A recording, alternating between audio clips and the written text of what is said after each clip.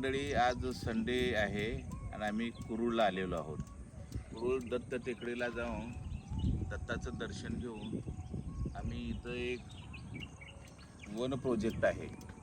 त्या वन प्रोजेक्टमध्ये आता आम्ही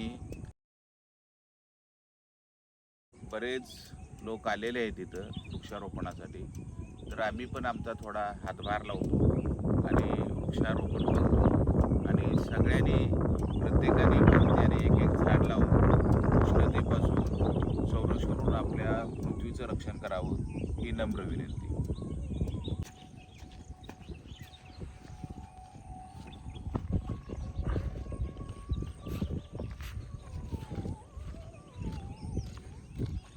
पद्धतीनं हा एक छोटासा तलाव डॉक्टर श्री धर्माधिकारी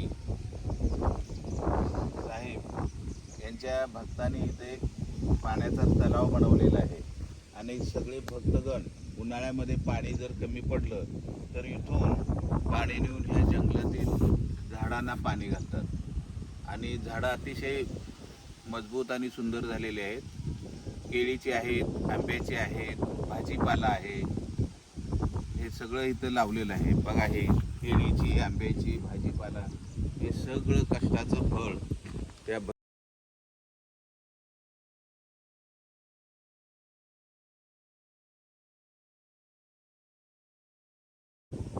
आणि मी पण आज आलेलो आहे आणि थोडं कष्ट करत आहे. जय सद्गुरू, जय सद्गुरू. हो, जमीन भुसभुशीत आहे त्यामुळे लगेच निघते मुळा असं.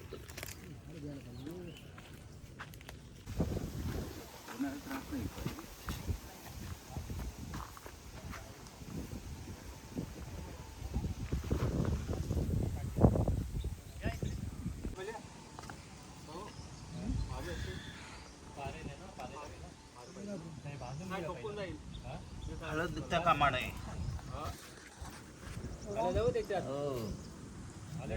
हळद मोठ्या पानाची असते. हळद मोठ्या पानाची असते.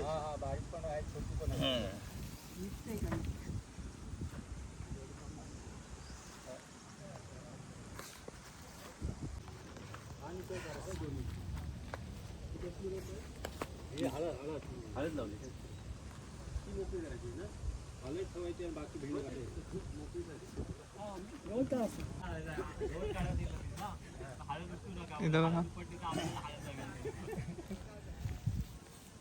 बरोबर आलीत ना.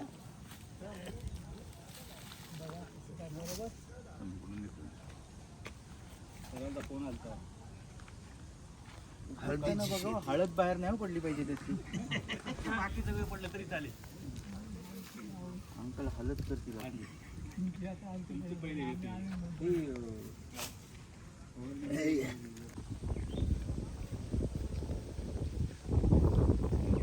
हात धुवायला पाणी कुठं मिळेल? तिथं हे होते.